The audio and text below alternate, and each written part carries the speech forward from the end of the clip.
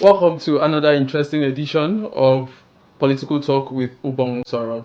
This is a program where we actually dissect all the things that has to do with our national polity, economy, Nigeria, how we can move the country forward. I am so passionate about this country, and I know that we can actually do better. We've done a lot, but there's still a lot that needs to be done. That's the program. Welcome today. We'll be having a very interesting conversation, and I have somebody I hold in so much high esteem who has impacted my life in different ways, joining us to make sense of the conversation. So we'll come back after this short break. Don't go nowhere. Political Talk with Ubong Sora and Housing TV Africa.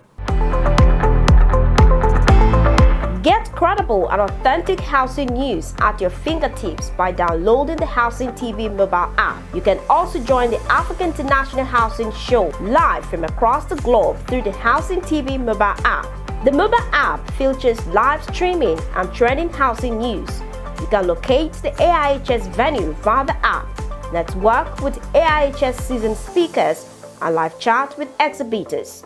You can also order house or building materials at AIHS via this app.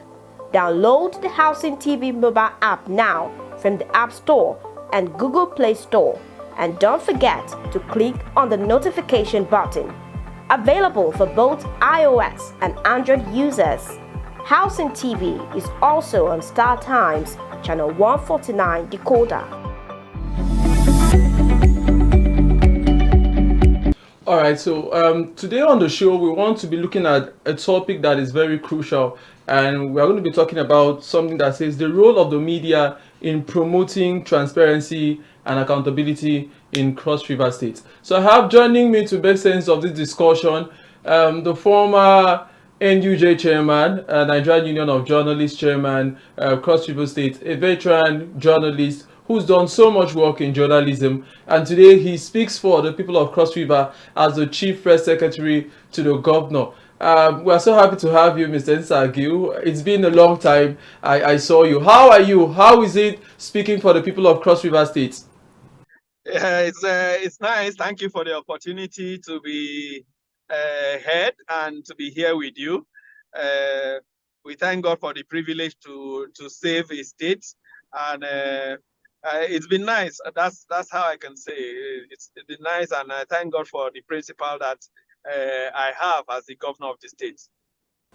All right, so let's talk about today is okay. This week we've been celebrating the International Women's Day. Let's start from that, please. What's the role of women in economy, in politics, and do you think the Nigerian political space have actually been fair to our women? Yeah, well, there are challenges. It depends on from which position anybody is looking at. Some would say it's been fair. Some would say no, we need to be equal. Some will insist on the 35% affirmative action and all of that. But speaking for Cross River State, I know that we have a good. We've been fair. The state governor has been fair in his representation for the female folks in the state. Even at the executive level, yes, you may say they are the cabinet. We have offhand, I think we have like 4 women in the state executive cabinet. But even at that, we try to balance the equation, or the governor tried to balance the equation by encouraging, when we got into the local government election, they encourage and make sure that a lot of women participated at the party level, the APC, All Progressive Congress, and many of them, we have a number of women that have emerged as local government chairman in the state, and some, many others are vice chairman, to male chairman at the local government level. So that is how we've been able to ensure that there's a balance in terms of political representation, even by election and also by appointments. Beside commissioner, there are other agencies that we have appointed. The governor has graciously appointed women to lead, and they've discharged their assignment quite well, as I can say. All right. As somebody who transitioned from the media, you understand the role of the media as a fourth estate of the realm. How accountable has the media been in Cross River State? The media has been fair, so to say. I'm in government now. I've been in private practice all along, and I know that covering Cross River State, though I've covered other states before getting down to cover Cross River State. Covering Cross River State, I didn't see anywhere that the government was trying to like gag the media or censor in a way. There's been a level of a good, appreciable level of freedom of freedom of press. Let me say so. Press freedom here in the state. So right now, I can say that the government have been fair in terms of relationship with the media. So the media have had that free hand at all times, to report what they see and what they know. It's only that for my experience, I often say that please, my dear colleagues, whatever you report, because sometimes with these days on social media, people rush to break the news. But when you break the news, you now go to find out that the details were not exactly as you saw it. So I often encourage our colleagues, please, whatever it is, get back to us. Let us give us an opportunity to balance your report. Don't rather shift it and give us an opportunity to react. Let us react after you had published. Let us rather react at the same time that you are about publishing, so that the story is balanced. So it's about 2 weeks, sorry, 2 or 3 weeks ago, we had a media parley with the governor, and it was uncensored. Ask any question, report it as you wish. So that is how free we operate here, because there's nothing to hide. The governor is a transparent man, is an honest man, one with a high level of integrity, and pushing to deliver on his promises. For professionals like you, for people who've been in the field, you understand the job well, people like Ray and the rest of them who've been into investigative journalism. Let's talk about Nigeria as a whole. I'll come back to Cross River. Can you do an assessment of the journalism that is practiced today? Do you think you are proud to pass the torch and say, truly, this is the kind of journalism that should be practiced, the kind of journalism that we're taught that without fear or favor, we can break and give the right information? Like every other profession, we have a challenge. And right now, the journalism as a profession has a challenge, because we have everybody coming into it, and the craze about citizen journalists, and then you have people who really believe that the citizen journalism has come to stay. Yes, no doubt about that. But when the quacks are the ones trying to give the direction, it gives us the challenge. So we need to get back as core professionals to ensure that we get really engaged in would I say citizen journalism practice, in terms of social media presence or online presence, to always get the profession back on track, because you have unprofessional people always trying to break the news, and then some politicians will get to patronize them, and the rest of us try to tell them, look, when you want to get what is, verify all the news, because in the conventional media, you can they know that you cannot tell lies deliberately. But a social media practitioner or a citizen journalist, say, without verification of facts, can just break the news and then have traffic on his site, then go to bed. A core professional in a house knows that is at risk if he's now propagating lies, and making the news that is not is like a fact. So for us, we believe that there's so much to be done to ensure that journalism, does not suffer in the hands of who are now trying to set the wrong agenda. Then you have some core media houses that will now want to follow an agenda being set by social media practitioners, because the narrative, should always be verifiable reports, and then we need to maintain the integrity of our profession. That's just it.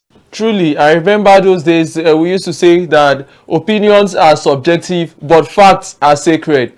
And as journalists, we go after facts and we also look at the facts. But these days, it seems facts are being thrown into the wind. Let me ask you about the reporting and the reportage that is being done in Cross River State. How are you able to mirror the policies of the government to the everyday people? Those in Marian markets, those in all of the roads in Calabar South, White Market. It's been a while I was in Cross River State. How are you able to push the messages of the government and what the government is doing to them? Yeah, one thing that what I would say, like, we came up with an agenda, when I came on board, is realizing the fact that government everywhere, that we were like inheriting a deficit of trust, deficit of trust, not just in Cross River State, but even in Nigeria. They governed, find difficult to trust the government, So we're realizing that as a professional, I told myself, and we told ourselves as a team, that look, we need to rebuild trust. That this administration under Senator Prince Bassey too, as governor of Cross River State, is a sincere and honest person. He has promised and he will deliver on his promises. So whatever we report has to be factual. We don't need to report things that will leave a lot of questions in terms of trust building, for the general public to begin to wonder, can we really believe that we believe the promises of the government? So we are building trust, and people, by the grace of God, have come to believe that yes, this government, they can count on the government. People that had streets that they have lived in for many years, and those streets were not being repaired or attended to, they have come to realize that they have a government that is now making sure attention is being given to some interlands and ensuring that roads are being constructed in some of those interlands, ensuring that agri products are being brought out, ensuring that health centers are being attention to, so the reportage we try to that we report, try to build trust. That's just the agenda that we are following, to build trust with the people, so that the people will know that what the governor says and what the government says is what they will do. All right, guys. So this is still political talk with Ubong Usoro. Let's go on a short break, and when we're back, we'll continue the conversation. Visit Housing TV Africa on YouTube and click on the subscribe button. Subscribe to Housing TV Africa to stay updated on latest happenings in Nigeria's housing sector. Follow our social media pages, like and share our posts on Facebook, Housing TV Africa, on Twitter, Housing TV Africa, Instagram, Housing TV Africa. Join the conversation and keep up with latest housing updates. Welcome back from that short break. This is still Political Talk with Ubonso on Housing TV Africa. And today we have Nsa Gill.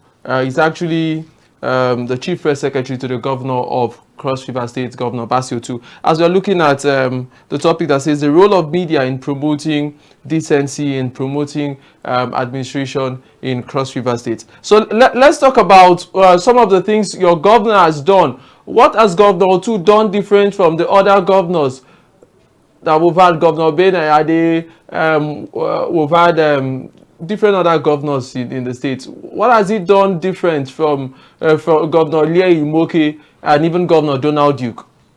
He has come to perform and improve on what others have done. You know, he came to build on them, and he's rather building on those things, because you find out that a lot of other governors came with different initiatives, and those initiatives, money were spent on, and if you just abandon them like that, it means the state is a wastage. So this is a man that that has that level of honesty and openness, and had promised that, look, he would build on the achievements of previous government, and that is exactly what he's doing. We had the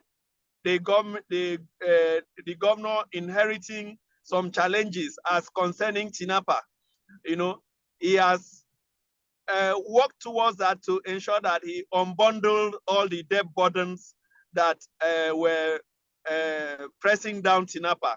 So very soon, we're going to see a complete revival of a new story, a new chapter as concerning Tinapa. Then you now go to, some industries. Governor Lie Imoke brought in one of the agri investment, like we had Songhai farms. You know, over years, that Songhai farm went underground. Now, Governor too, amongst other things, have looked at it and said, look, this investment cannot go down the drain. We need to reactivate it. So, and we are working on that to reactivate Songhai farms, to build agri and agri-allied processing. You know, then another instance that I will also bring in is Governor Yade brought a fantastic idea about the Bassey deep sea port. He drove it to a point, but couldn't take it further than where we came to meet. Now, Governor Tu has come to pick up that idea and ensure that the monies that were spent to do some things in order to develop that idea are not wasted. So right now, the vision of Bassey deep sea port, earlier introduced by Ben Ayade, is now being actualized. We can say for sure that that vision is going to be actualized under Governor Bassey too. So this is the kind of governor that we have, that understands the dynamics. Is not we are not looking at to say, oh, this is what the other governor did. No, let me do my own differently. We want to ensure that all the investments of the state, you know, we can make gains from those previous investments while even doing new ones. So that is the things he's doing. I don't know if you say that is doing things differently, but he's doing things to ensure that he consolidates on the gains of the previous administrations while building new grounds also for the benefit of the state. Wonderful. So I'd like to ask on three key, pillars of any society. Number one, let's talk about security, and then we could also talk about employment and unemployment, because so many people complain that Cross River State is a civil service state. And lastly, we'll talk about tourism, because that's what we know Cross River for. Lots of tourist activities. The Tinapa, like you've mentioned, is a global brand. If the government can get it to that standard where we've always known it to be, well, we know December period, people travel from all over the world to get into Cross River. So let's talk about security, human capital development, that's employment, and maybe tourism. What is the governor doing in these three aspects? Very, very well. I'm happy that you brought up the issue of security, because that was number one priority, for the governor as he came in. There were flashpoints here and there, and as he came in, he ensured that the state remained secured. And also being a tourist state, the issue of security is paramount.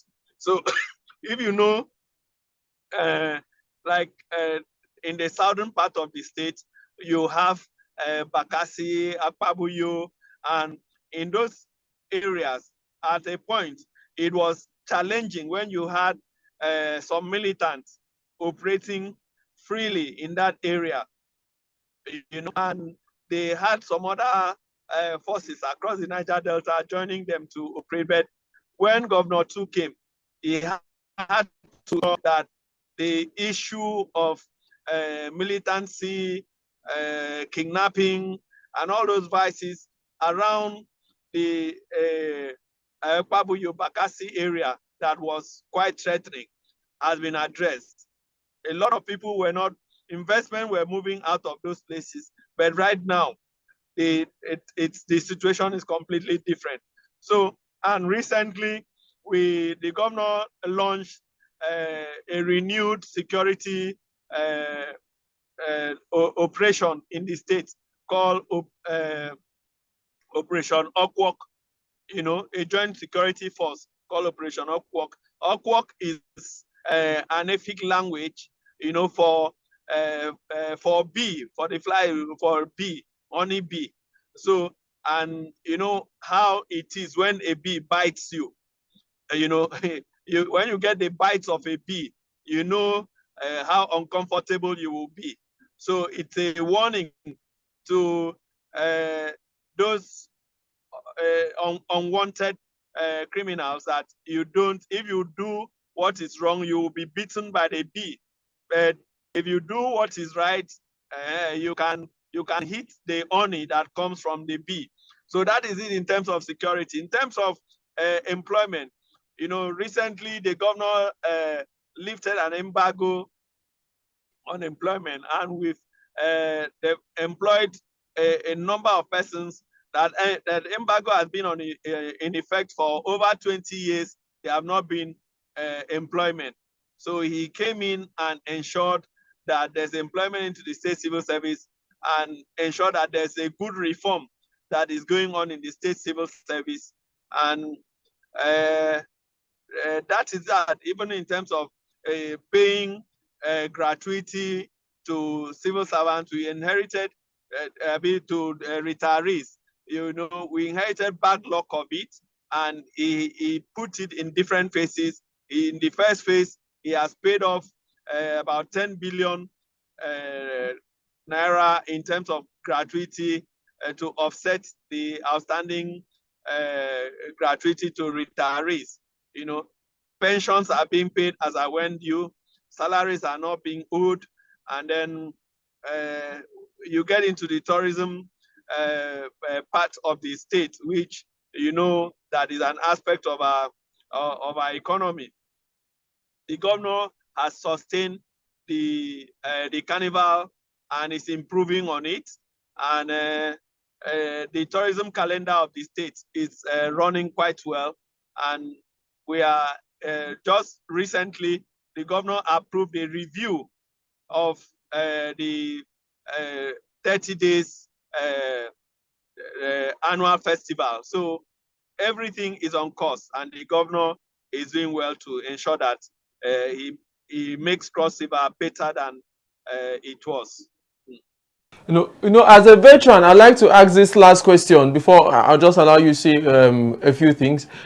Some persons are saying that for you to make ends meet in the journalism profession, you have to either do political reporting, or you do political commentary, or you get into the political space. There's so much money, and it may be more difficult for you as a journalist to survive if you're just doing stories. What do you have to say to the young journalists that are looking up to you, and some they want to make an impact in the profession?